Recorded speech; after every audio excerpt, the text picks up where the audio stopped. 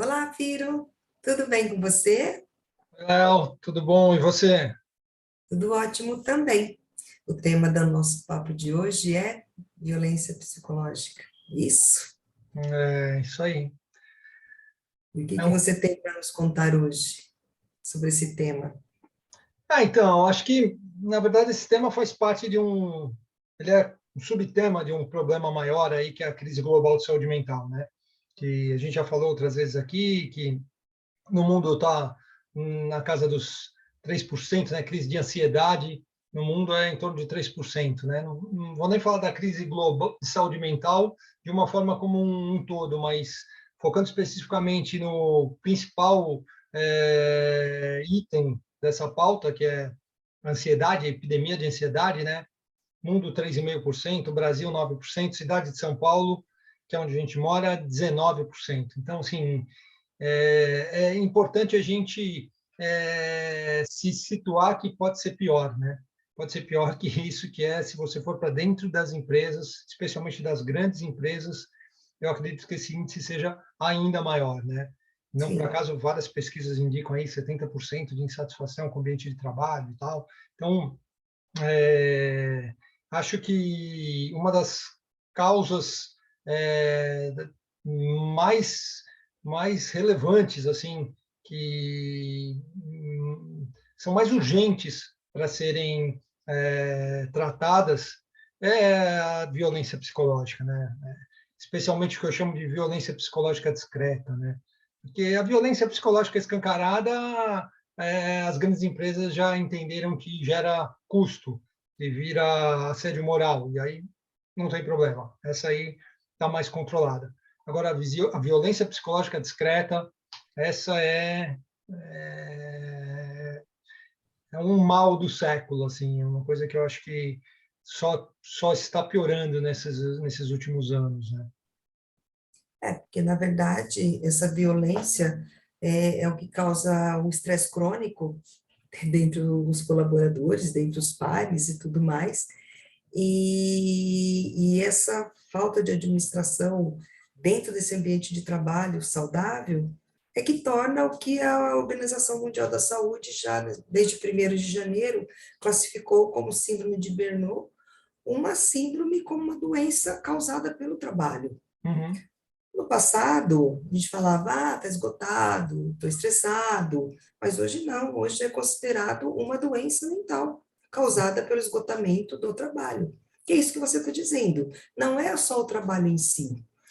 Eu me lembro quando você me contou que você foi raptado pela mente, você Uhum. ficou muito ruim e tudo mais. Naquele momento, com certeza você já estava com a síndrome de Burnout, né?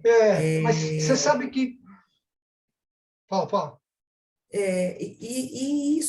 é isso que foi crescendo discretamente e se torna assim essa violência discreta. Quando a pessoa se dá conta, ela já está doente, É, e muito doente. uhum. Não, o que eu ia falar é que essa situação que eu citei em uma conversa anterior nossa aqui, que eu chamei de sequestro da mente, né? Sequestro da mente. Tinha É, me esquecido o nome, sequestro da mente. foi uma situação limite ali, né? Foi uma situação onde foi uma soma de pressões diferentes, né? Eu, eu vinha de uma pressão positiva, que era eu estava trabalhando com uma pessoa inspiradora, então eu vinha no limite da minha resistência física, digamos assim, em termos de volume de trabalho, quantidade de horas de trabalho, dias por semana de trabalho, enfim.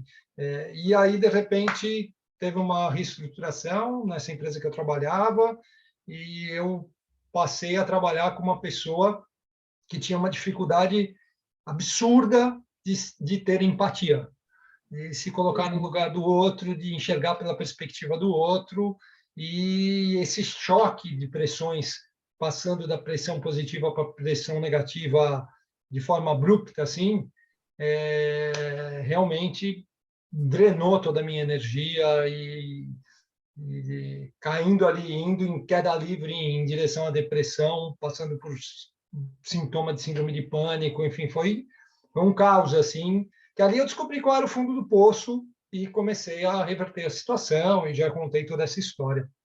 Mas Sim, já que o título do papo de hoje é violência psicológica discreta, vou contar uma outra historinha vivida nessa mesma empresa, porque esse que é o grande ponto, né? É, é a cultura, né? É mais fácil você ter duas histórias para contar de uma mesma empresa sobre um determinado tipo de problema do que de duas empresas diferentes, porque a cultura é a mesma, né? Então, quando eu cheguei nessa empresa, eu teve uma reestruturação e a área para a qual eu fui contratada ficou sem chefe, sem vice-presidente ali, e aí eu fui parar embaixo de um outro chefe, provisoriamente, é um provisório que, sabe aquele provisório que você vai ficando que e vai ficando. fica, e aí chegou lá, tinha uma par que talvez tenha se sentido incomodada com alguém meio que a mais ali, e talvez a gente tivesse passado na cabeça dela aquela brincadeira das cadeiras, sabe, de duas pessoas correndo em torno de uma cadeira só, enfim. E ali aconteceu uma situação, vou até descrever a historinha para você visualizar o que eu estou falando, que é bobinha, mas ali tinha a A semente semente. é, A semente sendo plantada. do que estaria por vir mais para frente.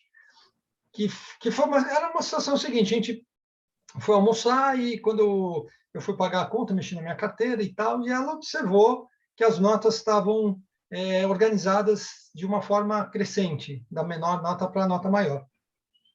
E aí isso ela chamou a atenção, falou, nossa, como você é organizado e tal, não sei o quê. E eu tinha, enquanto esperava, sei lá, voltar troco e tal, eu fiquei ali meio que me distraindo com as notas que estavam na mão, que eu tinha tirado para mostrar para ela e tal, e as arrumei de uma forma que eu não costumava fazer, que era colocando todas em pé, todas viradas de frente e tal, e guardei de novo na carteira. A gente foi embora, quando a gente sentou depois do almoço ali na nossa mesa, esse cara que era o nosso chefe, que era o gestor da área, ela tava ali e tal, e ela comentou com ele, meio que, tipo, comentou e foi escovar o dente, assim, sabe? E Jogou aí veneno ele, e saiu. é, e aí ele, tipo, falou, mostra as notas aí para mim, né? Eu achei estranho, né? Achei que não tinha nada a ver. O cara me pediu para mostrar as notas, mas, enfim. Tirei as notas, e quando eu estava tirando as notas, ele falou, não, para o seguinte, estou perguntando, e aí ele tinha uma formação acadêmica, um histórico de vida, toda uma situação que o levava a fazer esse tipo de análise psicológica das pessoas, né? Eu falei, não, porque se as notas estiverem só na ordem crescente, ok, isso mostra que você é um cara organizado, prático, e enfim, e está tudo bem. Agora, se elas estiverem exageradamente organizadas, todas na mesma posição, viradas, enfim, meio que descreveu o que eu tinha acabado de fazer ali, né? Ele falou, aí pode ser toque, que é um tipo de transtorno. Eu falei, caramba, ela plantou isso, né? Eu acho que eu não ia é, falar, né? Pô, isso foi plantado. Deixa para lá, né? Só que esse deixa para lá foi virando uma bola de neve de situações como essa, até que um dia o negócio ficou sério, assim, a coisa realmente conspirou numa situação que podia ter culminado na minha saída da empresa, não fosse uma outra área ali que eu enxerguei que tinha uma possibilidade, migrei de área e, enfim, consegui sair desse pequeno núcleo de violência psicológica discreta, né? De alguma Mas, forma, querendo colocar um rótulo, né, em você, um rótulo de é, talvez uma pessoa que não tivesse equilíbrio, talvez uma pessoa que de repente tivesse sim um transtorno, e não tem nenhum problema a pessoa ter um transtorno, é, né? Mas como cuidar das pessoas que têm um transtorno, né? ao invés de rotular essa pessoa. Acho que essa é a principal diferença, porque não tem problema algum, tem uma série de pessoas que estão dentro das empresas, trabalhando do nosso lado e que tem algum transtorno. Transtorno Aham. do pânico, transtorno compulsivo, obsessivo, vários. Mas como cuidar da pessoa ao invés de rotulá-la, né? Acho que É. esse é o grande X da questão. Mas aí você está até sendo boazinha, assim, porque, quer dizer, tipo, eu já tive pessoas na minha equipe que já tive. Vou pegar o exemplo de um cara que tinha síndrome do pânico.